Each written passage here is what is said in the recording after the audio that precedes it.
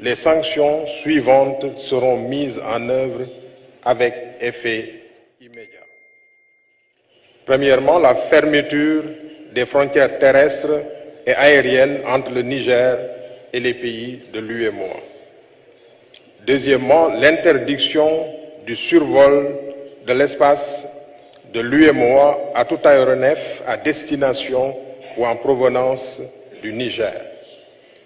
Troisièmement, la suspension de toutes les transactions commerciales et financières entre les pays de l'UEMOA et le Niger, y compris celles portant sur les produits pétroliers, l'électricité, les biens et services.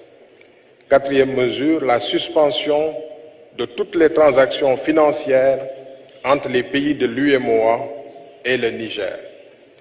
Cinquièmement, le gel des avoirs financiers et monétaires de l'État du Niger à la BCEAO et dans les banques commerciales des pays de l'UEMOA. Sixième mesure, le gel des avoirs financiers et monétaires des entreprises publiques et parapubliques du Niger à la BCEAO et dans les banques commerciales des pays de l'UEMOA. Septièmement, la suspension des opérations financières entre les banques du Niger et les banques installées dans les autres pays de l'UEMOA.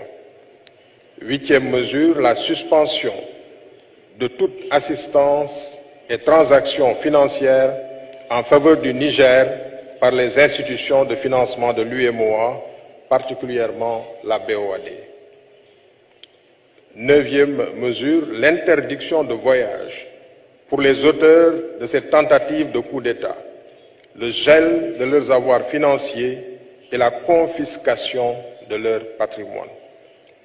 Dixième mesure, l'interdiction de voyager, le gel des avoirs ainsi que la confiscation des biens s'applique à toutes les personnes civiles ou militaires qui participeraient à des institutions, organes ou gouvernements et qui tenteraient de constituer les militaires impliqués dans ce coup de force. Elle s'appliquerait également aux familles des personnes concernées qui seraient en outre interdites de séjour dans les pays de l'espace UEMOA. Par ailleurs, les chefs d'État et de gouvernement de l'UEMOA réaffirment que le seul et unique chef d'État du Niger est le président Mohamed Bazoum. En conséquence, seuls les actes officiels émanant de lui et de ses représentants sont reconnus par l'UEMOA. En cas d'atteinte à son intégrité physique, les auteurs seront tenus pour responsables. Les chefs d'État et de gouvernement expriment leur soutien et leur solidarité au peuple nigérien